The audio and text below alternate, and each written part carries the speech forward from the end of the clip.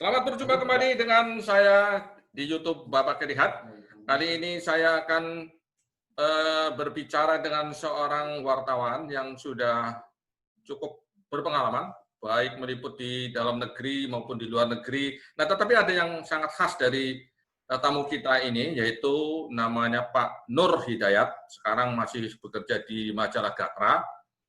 Ada yang khas dari Mas Nur ini karena selain meliput ekonomi politik seperti biasanya wartawan pada umumnya, tetapi Mas Nur ini adalah seorang penulis yang sangat intensif di dalam memberitakan tentang berita-berita di seputar lingkungan yang mungkin untuk beberapa orang tidak terlalu populer, tetapi buat Mas Nur ini menjadi perhatian khusus. Nah, ini makanya kali ini kita akan undang dengan Mas Nur dari kantornya masih lembur ini. Memang seorang pekerja keras ini. Selamat jumpa lagi dengan Mas Nur. Gimana Mas Nur? Apa kabar? Kabar baik, Mas Lihat. Ya, ya. Begini Mas Nur, ada memang beberapa pertanyaan tentang cara meliput gitu. Salah satunya itu meliput bidang lingkungan hidup. Lingkungan hidup ini kan khas ya. Tidak ya, semua berita itu khas, tetapi lingkungan hidup sendiri merupakan sesuatu yang mungkin jarang ya wartawan yang sangat intensif di sini. Karena itu pertemuan dengan Mas Nur ini sangat berarti buat kami. Terima kasih sekali telah datang di YouTube saya, Bapak Kerihat. Nah, mungkin Mas Nur bisa cerita nih pengalaman yang selama ini dilalui lah atau dilaksanakan oleh Mas Nur dalam bidang lingkungan, coba mungkin gimana Mas Nur? Ya, pertama kali saya terima kasih sekali atas undangan Pak Kerihat ini, atas channel pribadinya yang makin ngetop. Gitu. Ya. Sebetulnya ini kebalik ini Mas Rihat. Sebetulnya saya yang wawancara Mas Rihat karena lebih senior gitu. Jadi saya lebih Mas Rihat ini memang lebih banyak lebih senior sebetulnya daripada saya. Sebelumnya di Tempo ya Mas ya. Kemudian kita bergabung di Gatra, sama-sama Gatra. Nah, kemudian Mas Rihat lebih banyak di ekonomi dan saya lebih banyak belajar di situ dari tulisan-tulisan Mas Rihat dan sebagainya gitu. Nah, kemudian saya memang diarahkan ke bagian teknologi dan lingkungan. Nah, disitulah kemudian saya lebih banyak belajar dari senior-senior saya, termasuk Mas Rihat sendiri juga.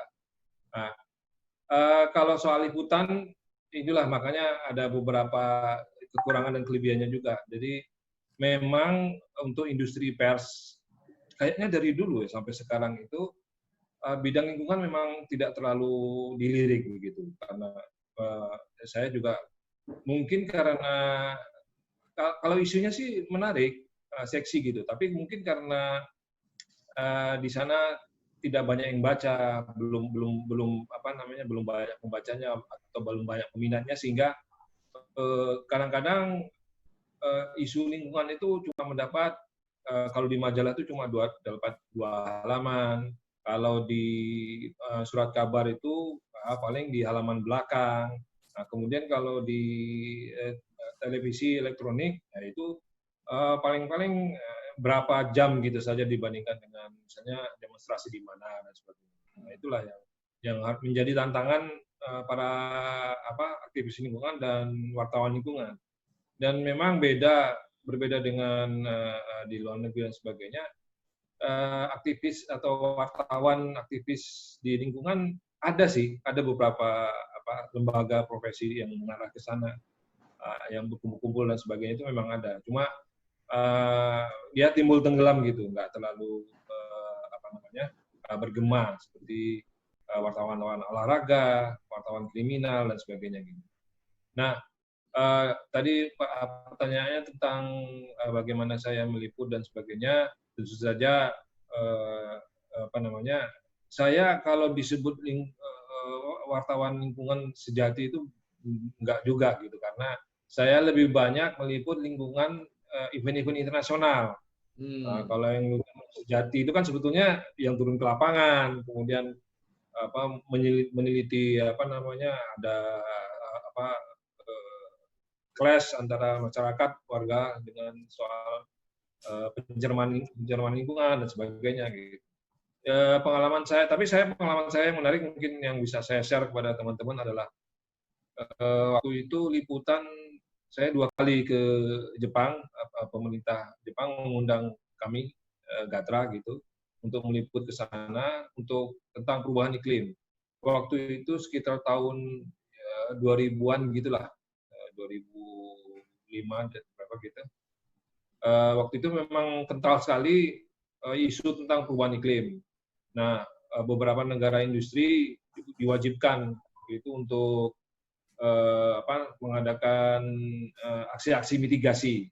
Nah, mereka itu sampai harus berkampanye gitu ke luar negeri, termasuk mengundang beberapa negara berkembang, termasuk Indonesia. Nah, beberapa wartawan, maksud saya diundang untuk itu gitu.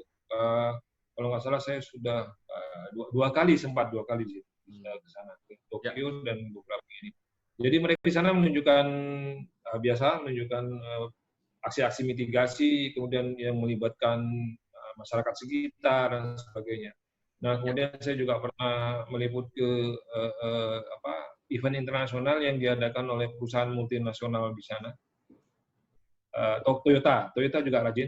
Jadi selain pemerintah, industri-industri manufaktur di sana juga rajin mengadakan kampanye lingkungan, termasuk mengundang para wartawan mancanegara ke negaranya.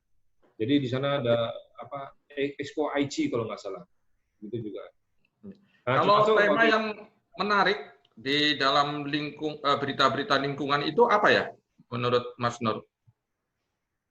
Iya, susahnya sejauh ini Mas Rihat, susahnya itu ya yang berbau konflik gitu ya, antara perusahaan tertentu atau perusahaan yang dituding sebagai perusahaan lingkungan dengan masyarakatnya. Biasanya itu kemudian cepat menyebar kemana-mana gitu, dan yang berbau konflik sih biasanya memang ya menarik gitulah untuk diliput.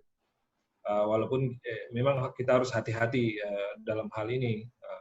Wartawan lingkungan wajib untuk hati-hati dan cover both side dalam hal ini. Kalau misalnya itu yang pertama yang berbau konflik. Yang kedua biasanya penemuan-penemuan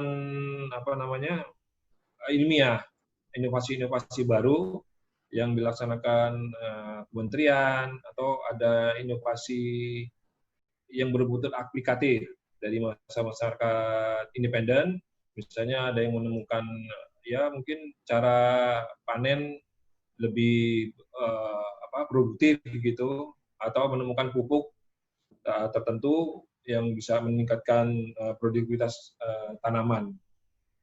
Itu Ya, yang kalau biasanya. tema yang sekarang apa ya yang menarik, Mas Nur? Kalau tema yang sekarang sedang laku atau yang sedang diperhatikan oleh masyarakat? Kalau yang sekarang saya kira ya yang berhubungan dengan sanitasi dan lingkungan, dan kalau saya ya itu mungkin coronavirus itu lebih banyak ke sana karena itu kan juga ada lingkungan, ada dan biasanya yang menarik itu juga yang berbau teknologi juga. Jadi antara tema-tema itu yang biasanya menarik. Nah, kalau dulu memang lebih banyak liputan clash antara LSM dengan petani atau mereka yang merasa dirugikan, kemudian dengan perusahaannya, kemudian baru pemerintah berusaha menjadi penengah gitu. Tapi sekarang isu-isu seperti itu agak kurang dan lebih banyak yang lebih ilmiah juga kadang-kadang dan berbau kesehatan gitu daripada isu lingkungan gitu. Jadi isu lingkungan dengan kesehatan itu juga kalau kita membayangkan lingkungan itu kan alam gitu ya, alam lingkungan, laut, hutan apa gitu ya. Nah, kalau dalam hubungannya dengan kesehatan gimana? Misalnya dalam masa Covid seperti ini. Nah itu bahwa yang seperti kita ketahui kan memang Covid itu kan waktu itu berjangkit karena lingkungan yang tidak bersih, sanitasi dan sebagainya gitu. Dia terjadi perpindahan virus dan sebagainya. Itu karena lingkungan juga di pasar kalau nggak salah. Nah ini yang seharusnya diperhatikan dan sebetulnya itu isu lingkungan kesehatan gitu, environmental. Nah itu aku kira itu yang perlu ditekankan oleh para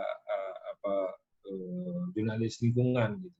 Oh, iya. Kalau yang khusus di Indonesia, Pak, Mas Nur, berita yang sekarang mungkin masih menjadi perhatian masyarakat khusus di Indonesia, berita lingkungannya. Oh, aku kurang ini ya, kayaknya belum ada isu lingkungan yang gede selain virus tadi itu ya, Hmm. pencemaran dan sebagainya. Yang tiap tahun biasanya itu ada soal asap, kebakaran hutan, kemudian soal pencemaran itu masih ada terjadi gitu. Tapi belum besar seperti apa namanya, itu bisnis as usual lah, Iya, nggak iya, iya. terlalu ini menjadi perhatian gitu. Nah, sekarang mungkin masuk ke tips ya, Mas Nur ya. Tips berita, bagaimana cara membuat berita lingkungan yang mungkin terkesan datar gitu ya. Bagaimana supaya tetap menarik buat pembaca gitu. Gimana caranya? Ya menarik sekali memang. Uh, ini saya share aja mungkin tips sekedar tips mungkin nanti teman-teman bisa menambahkan ataupun bukan suatu patokan yang harus diturutin dan sebagainya gitu. Ya, ya. Menurut saya yang pertama kali adalah mengenal anatomi tulisan berita. Tulisan berita lingkungan itu seperti apa?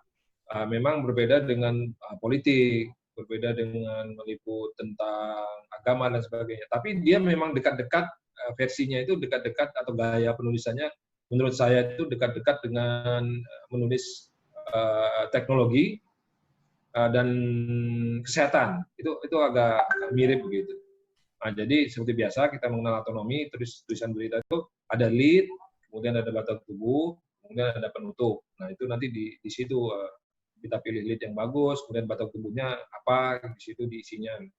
Nah, kemudian tentu saja yang kedua adalah mengenal pembaca, karakter pembaca yang akan kita tuju.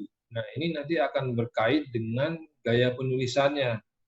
Mau gimana? Kalau kita misalnya menulis untuk berita lingkungan untuk anak-anak SMA, berbeda dengan misalnya mahasiswa atau masyarakat umum. Nah, beda juga dengan untuk yang kalangan menengah atas, artinya para ilmuwan dan sebagainya. Jadi itu juga menentukan angle-nya kita mainkan di situ gitu. Nah, ini memang suatu tantangan tersendiri juga. Jadi jangan sampai suatu berita itu terlalu ringan, jadi bobotnya nggak ada dan sebagainya. Jadi para pembaca yang mahasiswa ataupun para ahli itu merasa ini bukan suatu hal yang baru begitu. Nah, tapi jangan terlalu berat juga karena bisa jadi itu jadi kayak riset begitu yang kaku dan sebagainya gitu. Jadi memang harus menarik, harus kita ulas lagi gitu. Nah, yang penting sekali adalah yang ketiga itu adalah cover both side. Karena ya seperti yang kita bahas di awal, banyak berita-berita tentang pencemaran lingkungan dan sebagainya. Nah, di sini menurut saya wartawan lingkungan yang baik adalah yang cover both side. Jadi perusahaannya diwawancara, kemudian rakyatnya juga diwawancara dan sebagainya. Nanti akan ketemu titik temu tanpa kita harus mengeluarkan opini bahwa mana yang benar, mana yang salah dan sebagainya. Nah, tapi kita dengan memanfaatkan fakta-fakta yang ada, kemudian riset kalau ada perlu dan sebagainya. Nah, itu nanti biar masyarakat sendiri yang menentukan dan berpendapat begitu. Nah, yang terakhir tadi ada kandungan ilmiahnya.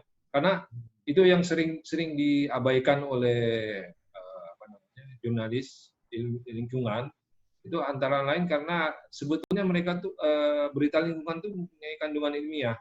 Maksud saya, misalnya tingkat pencemarannya itu kan harus dibuktikan dengan riset ilmiah gitu. Bahwa dari biasanya yang menyediakan sih yang perusahaan setempat yang dituding mencemari lingkungan. Tapi kadang-kadang LSM ataupun masyarakat yang terkena lingkungan pencemaran itu juga ada gitu. Jadi dua-duanya itu harus kita tampilkan gitu. Nah, jadi kandungan ilmiah itu perlu dipelajari. Nah, biasanya itulah mungkin karena keterbatasan space di media masing-masing, kemudian apa namanya kandungan ilmiah ini terabaikan. Padahal sebetulnya harus masuk gitu. Seperti yang tadi saya kemukakan di awal, di batang tubuhnya itu harus ada. Jadi ini yang merupakan daging dari tulisan tersebut gitu. Nah, di Jadi situ. bukan hanya peristiwa gitu ya, cerita peristiwa. Iya, Katakanlah kalau betul. misalnya pencemaran dari dua belah pihak diberitakan gitu ya, diberitakan, tetapi ilmiahnya yang ada di kandungan substansi dari tulisan itu harus dipahami dan harus Betul. diutarakan supaya masyarakat juga paham duduk perkaranya seperti apa gitu ya, Mas Nur ya. Betul Iya, sekali, iya, Mas. iya. Ya. Itu yang Kemudian harus kita. Nah, yang terakhir sekali, jangan lupa grafis, infografis itu sangat penting. Jadi bagaimana pencemaran itu terjadi. Nah, ini yang tadi pertanyaan Mas Rihat di awal bahwa bagaimana supaya berita itu menarik dan berbeda gitu dengan infografis. Jadi misalnya ada pencemaran di limbah yang kemudian mengalir ke sungai, nah itu kita gambarkan grafisnya bagaimana bahan pencemarannya itu seperti apa, kalau perlu korban-korbannya itu seperti apa dan sebagainya. Nah, tapi kemudian di lain pihak kita bisa menampilkan bagaimana perusahaan itu ipalnya gitu dan sebagainya itu bisa kita tampilkan dengan grafis itu. Jadi sebetulnya berwarna, jadi macam-macam yang bisa kita tampilkan agar berita itu menarik. Gitu.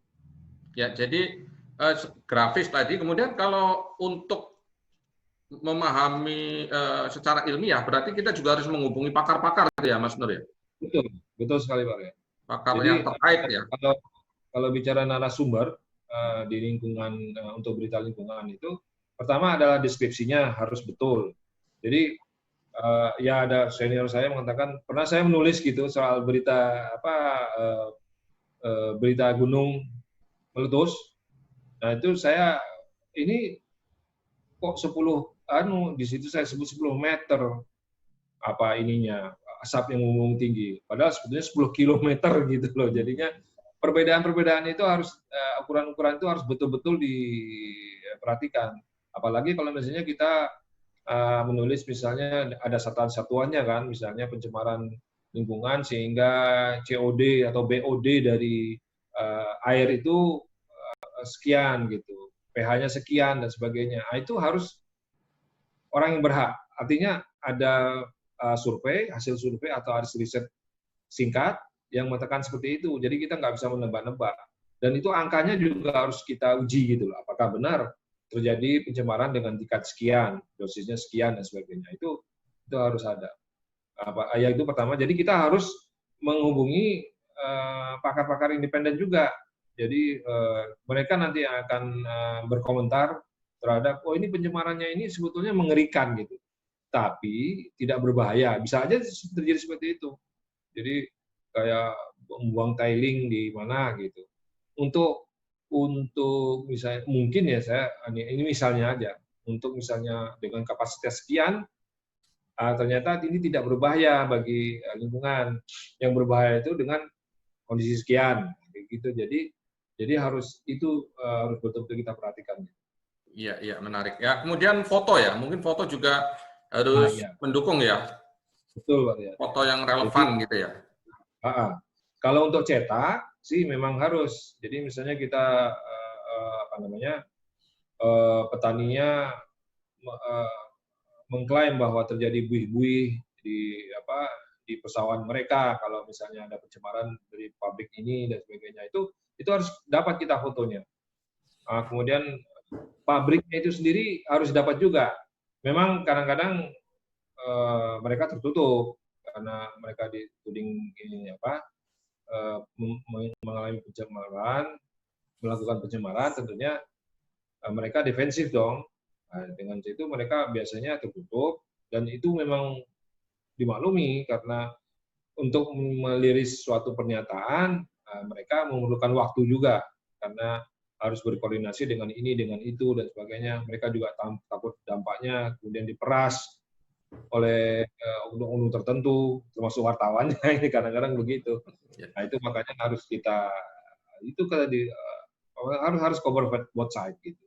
Ya, ya. Mungkin tantangan di lapangan juga ada ya, misalnya kadang-kadang pihak-pihak yang berseteru itu mencoba untuk mempengaruhi kita gitu ya, katakanlah mempengaruhi wartawan supaya tidak objektif. Nah itu gimana caranya itu supaya kita teguh pada pendirian kita? Ya memang ada beberapa kasus yang besar kan yang melibatkan apa namanya seperti hilangnya beberapa teman waktu meliput kasus-kasus tertentu. Itu kayaknya sejak zaman Orde Baru itu sampai sekarang bisa terjadi gitu, terjadi pengulangan-pengulangan seperti itu. Jadi makanya sebetulnya saya kira memang para jurnalis ataupun asosiasi-asosiasi himpunan wartawan lingkungan itu harus mengarah ke sana gitu. Jadi selain ada AJI sih, memang harus mengarah ke sana untuk melindungi profesi itu. Nah itu memang banyak tantangannya yang harus kita dan saya kira salah satu pencegahan ataupun apa namanya antisipasinya itu adalah saling membuka komunikasi antara apa ya pihak keamanan, kemudian pihak yang tertuduh ataupun yang menuduh. Jadi kalau semuanya komunikasi apa namanya terbuka begitu, jadi tidak ada saling curiga. Nah sehingga begitu ada insiden dan sebagainya bisa cepat diatasi begitu Mas. Ya, ya. Oke, Mas Nur. Terima kasih sekali atas penjelasannya sangat mendalam ya. Tapi mungkin ada tambahan lagi, kalau nggak salah Mas Nur ini sering jadi juara ya? Mungkin buat gimana itu? Ya, kebetulan ada beberapa apa namanya kejuaraan yang saya ikuti dan apa namanya berhasil gitu. Kemarin tapi udah lama, udah pasten semua.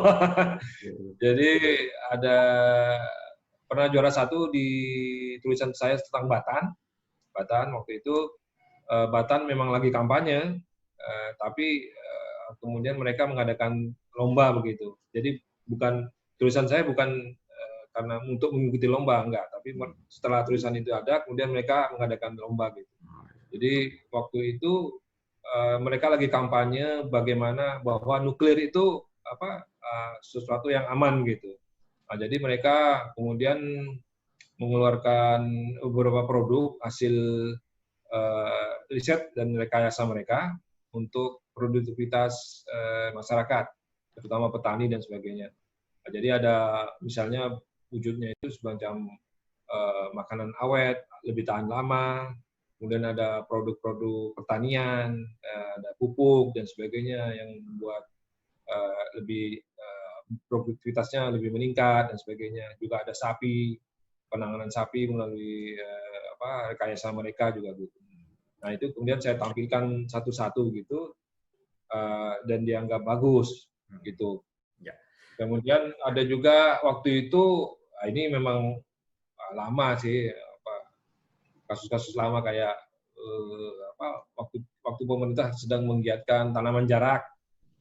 Nah, tanaman jarak waktu itu saya juga juara berapa saya lupa gitu. Tapi artikel di Gatra menang juga. Nah di situ saya tampilkan itu infografis. Karena waktu itu memang agak susah untuk mendapatkan infografis itu, karena seperti enggak sekarang. Kalau kita sekarang ada riset search di Google aja, googling aja dapat semua gitu. Tapi waktu itu zaman itu agak susah karena jadi kita harus ketemu ilmuwannya, kemudian harus kita tanyakan, Pak ada ininya enggak, bagaimana ini? Jadi kadang-kadang kita terpaksa gambar sendiri, kemudian kita konfirmasi kepada ilmuwan itu, para ahli itu, kemudian mereka mengatakan, oh ini kurang itu. Nah, nanti kita yang perbaiki gitu. Nah, termasuk itu waktu itu saya tampilkan sama tim layout Gatra bagaimana proses biji jarak itu.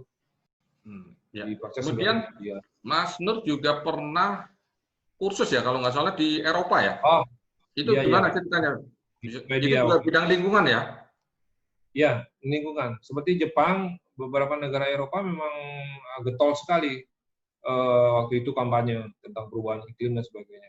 Nah, mereka mengundang sejumlah negara berkembang, ada dari Ekuador, dari India, dari Bangladesh, kemudian dari Israel, terus ada beberapa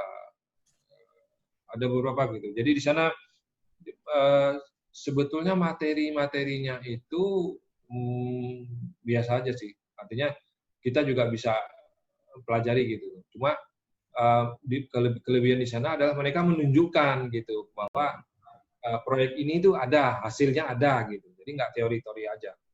Itu aja Waktu itu di sih. mana Mas Nur? Bagaimana?